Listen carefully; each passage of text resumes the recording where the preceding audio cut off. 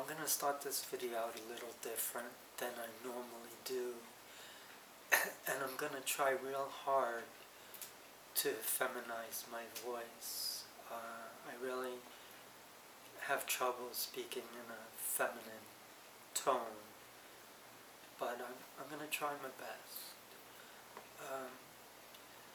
My name, I have actually two names. My birth name is Edward Donald Iannielli III, and I'm very proud of that name. Obviously, I'm named after my dad and my granddad, my dad and my grandfather, but they're both deceased now. I also am a transgender woman. I also identify as a transsexual woman, pre-op, and my female name that I have adopted, that I hope eventually to change to legally, is Emily Denise Iannielli.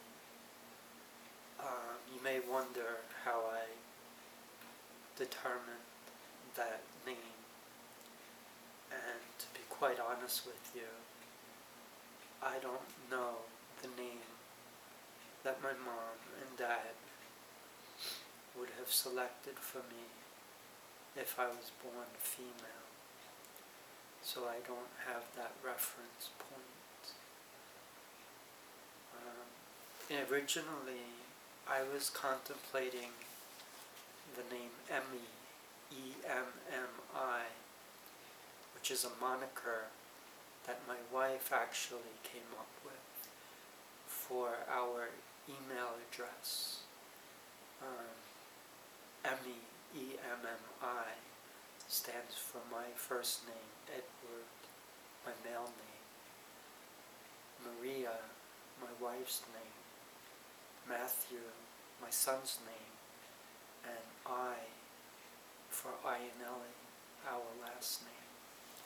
So that's why I was thinking of Emmy. And I don't know too many girls with the name Emmy, but it is a female name.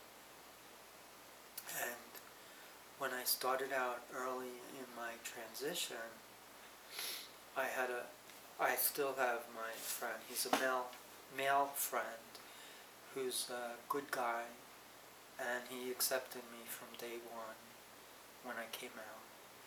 And he said, "Oh, so what are you going to use now when you transition for your female name?" And I said, "Emmy." And he said, "Oh, Emily." And when he said Emily, it clicked. And I said, "Oh, that's a good name." So that's how I came up with Emily. Denise just came to me because I wanted to stay consistent with my initials, Edward Donald. So I went with Emily Denise, and it has a nice ring to it. So I'm happy with that name, and I go by Emily Denise Iannielli. And I wish I knew the name that my mom and dad would have given me if I was born a girl, but I know in my heart that I'm choosing the right name for myself. And I'm very happy transitioning. It took me a very long time to get to this point, and I was very scared many times along the way. That's why I didn't begin my transition until 3 years ago, and I was at the advanced stage of 51. I have a lot of good things to be happy about in my life. I have married. I went to college first. I went for mechanical engineering. then after that, I also went for accounting. Then I worked for many years. I was a very shy person, and I knew that I was struggling with my gender issues, but I stuck to working hard in my career. I was very sheltered in my life. I really never had sexual experiences. I never had, actually. I never even had a girlfriend. I was very into my schoolwork and sports, and I was cross-dressing most of my life, hiding it. My parents never knew.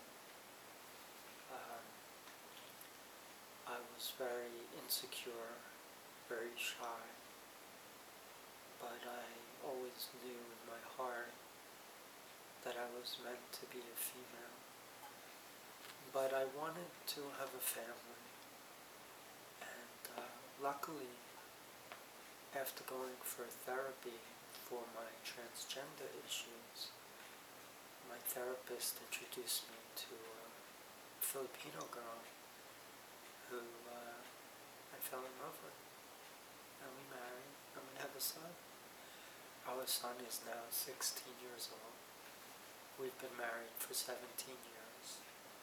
Our son is autistic, and he has his share of battles, but I'm very supportive, and I love him with all my heart and soul, and we have a wonderful relationship, and I wouldn't trade that for anything.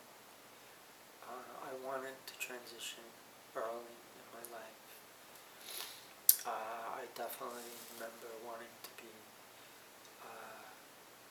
transitioning at as early an age as 16, but in retrospect, I'm very happy that I am transitioning later, because I have a family, I have a son who I adore, and I have no regrets. The only thing is I knew that I wasn't comfortable with my male body. I tried desperately to fit in and be the man, the gentleman, the father, the husband.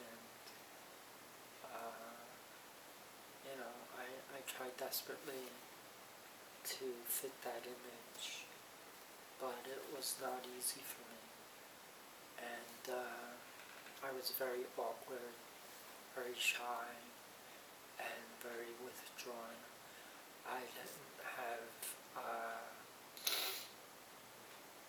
self-confidence, despite the fact that I studied mechanical engineering and then later accounting. I still doubted my abilities, so I never really advanced in my career. I always took a back seat to other people, but I felt more comfortable that way. I didn't want to be pushed into pressure situations.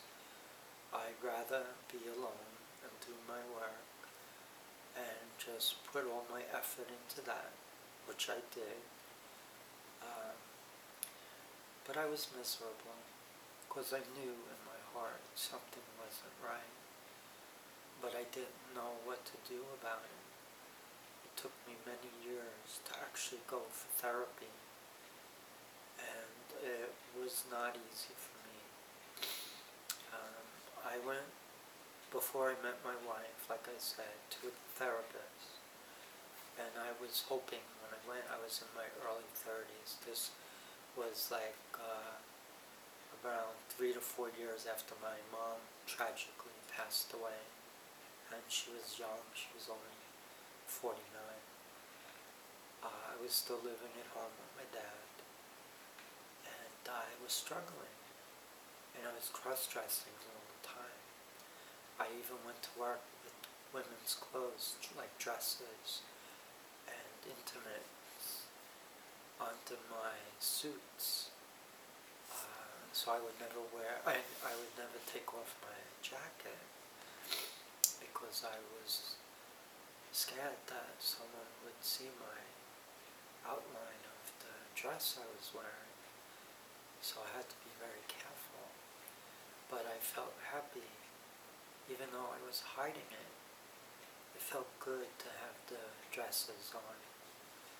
It was a connection for me to my female soul, and it helped me tremendously.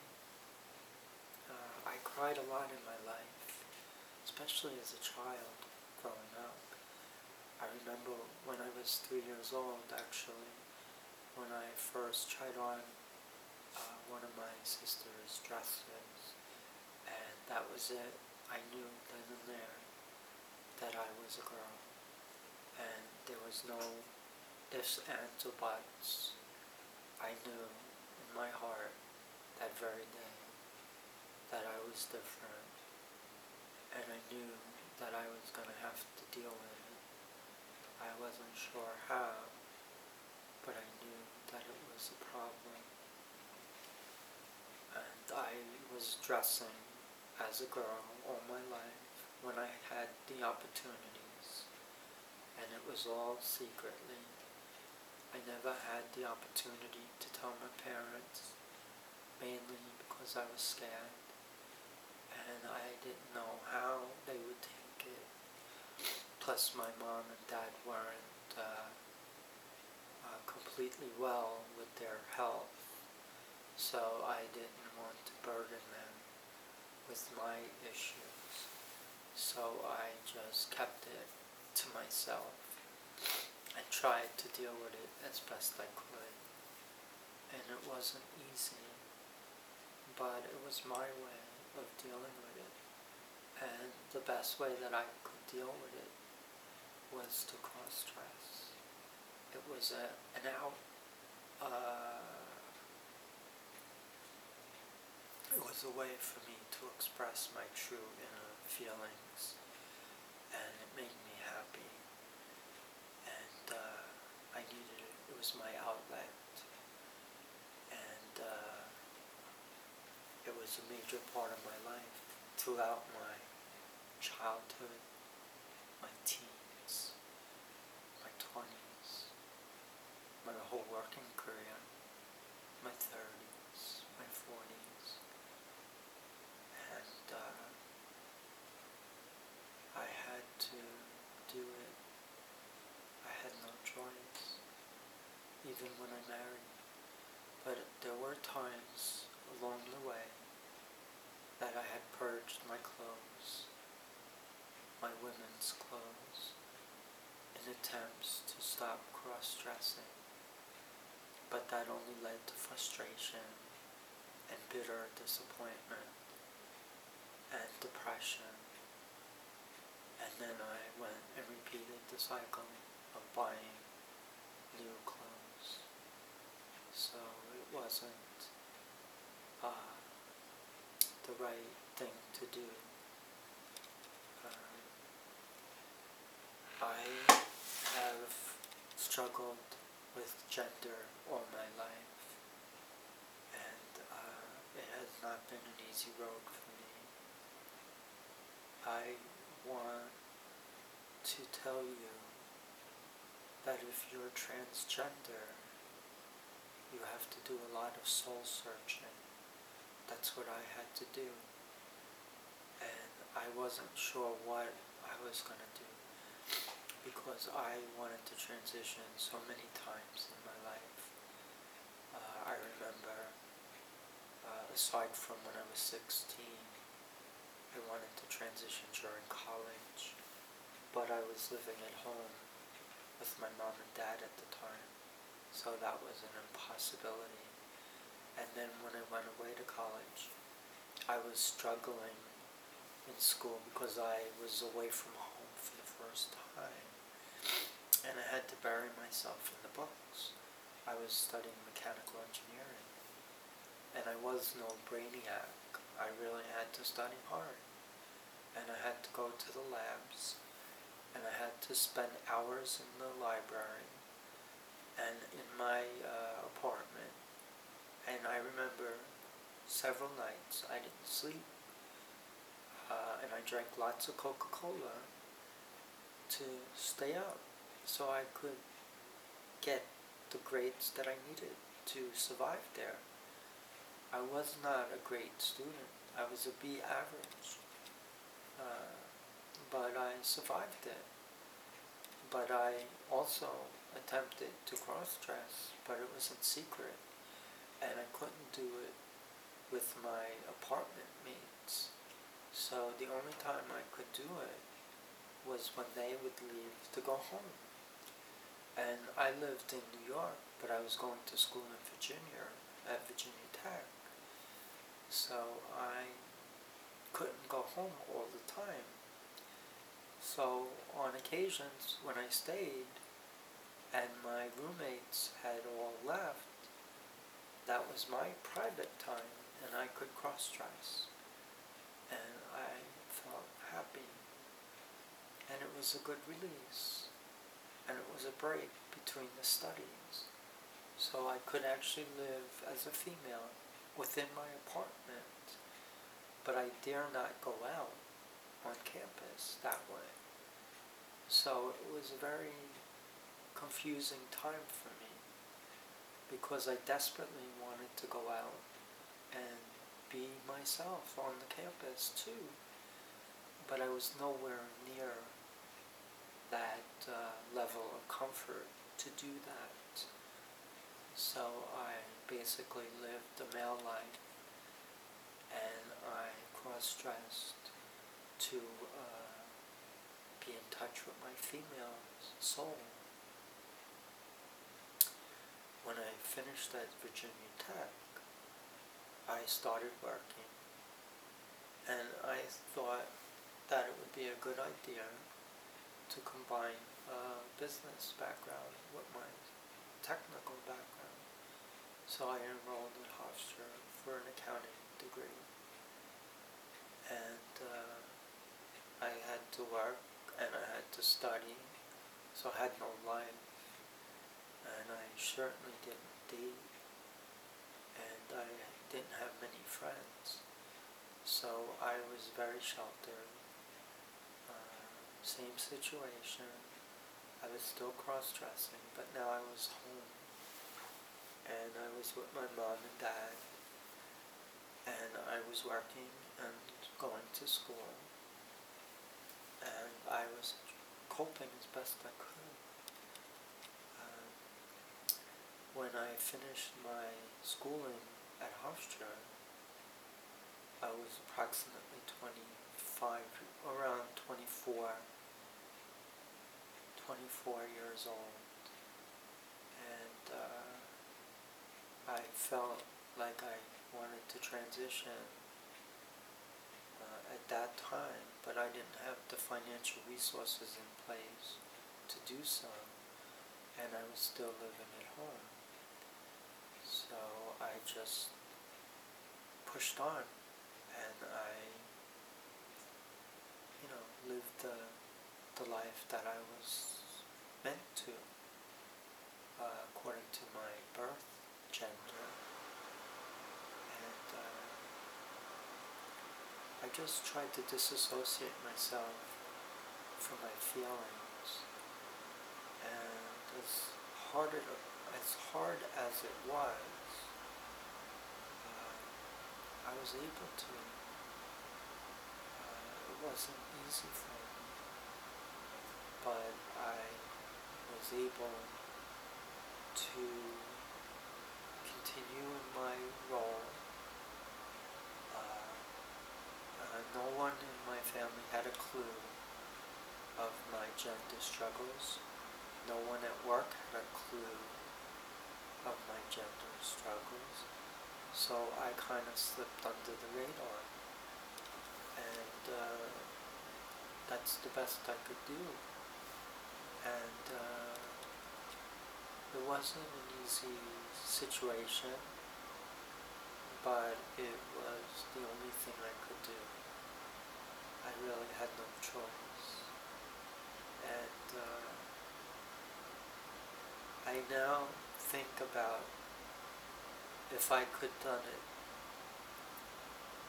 and transition at that time, would I be happy? And in all honesty, I would have to say no, because I wouldn't have my son. And like I said before, my son means everything to me. So I have no regrets. I am overjoyed. And I was very proud when I became a dad. And I saw my wife give birth. It was the best thing I ever witnessed in my whole life. The miracle of birth is truly amazing. And I felt for my wife who went through all that labor and the pain she struggled with. She was so courageous and brave, and I was so proud of her, and I was very emotional, and I was in tears because I was elated that she gave birth and that I was a father and she was a mother. So it touched me very much. Despite my struggles, I was very overjoyed, and I was on a cloud. It was the best day of my life, and I'll never forget it. It's ingrained in my mind for the rest of my life. And I remember when I first held my son, it was the best feeling I ever could have. It was truly amazing. And our son is not small anymore. I can't even pick him up. But I know that he's still my little one, my wife's little one.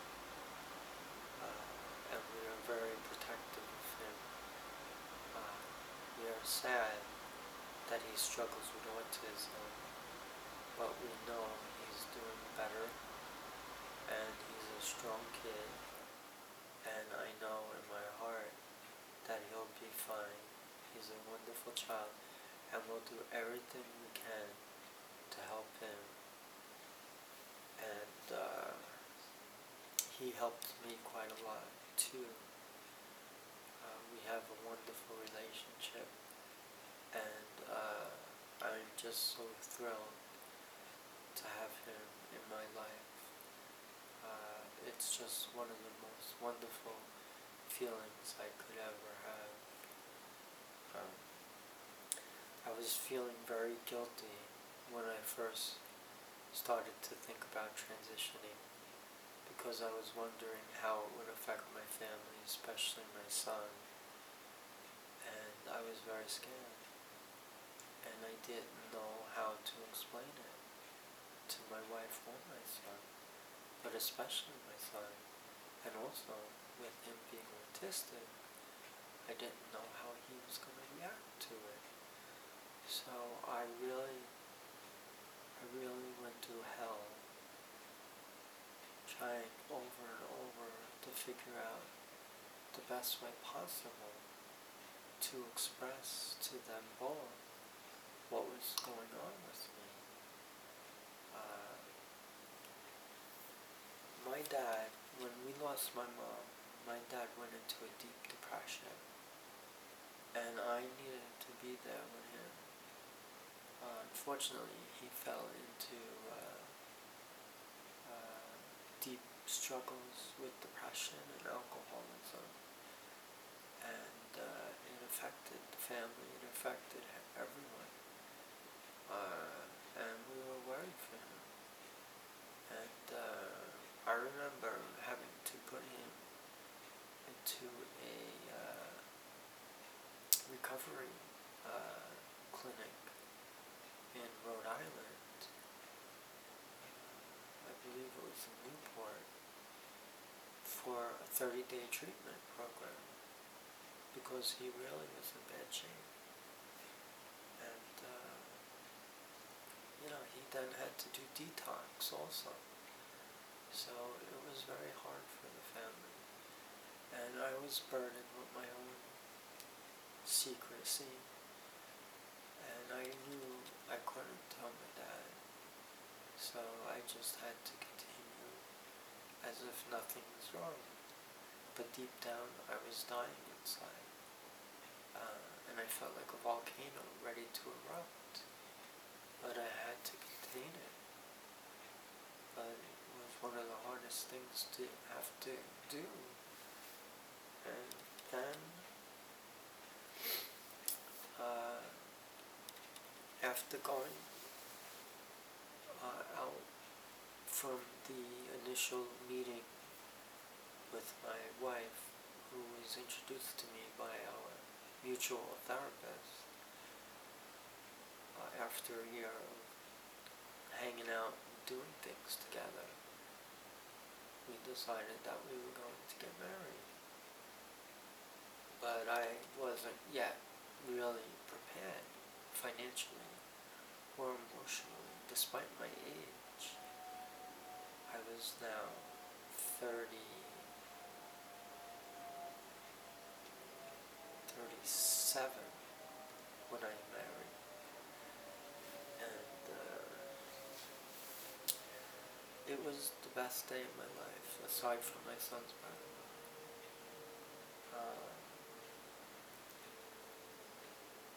And I was delighted, and it was so nice to see my wife all so beautiful in her white wedding gown.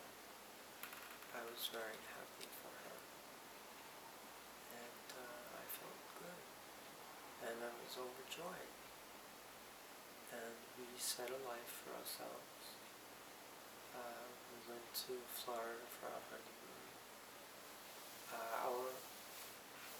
We were expecting, because we actually had a civil wedding the previous year in December of '97, but we had our church wedding on September 12th, 1998.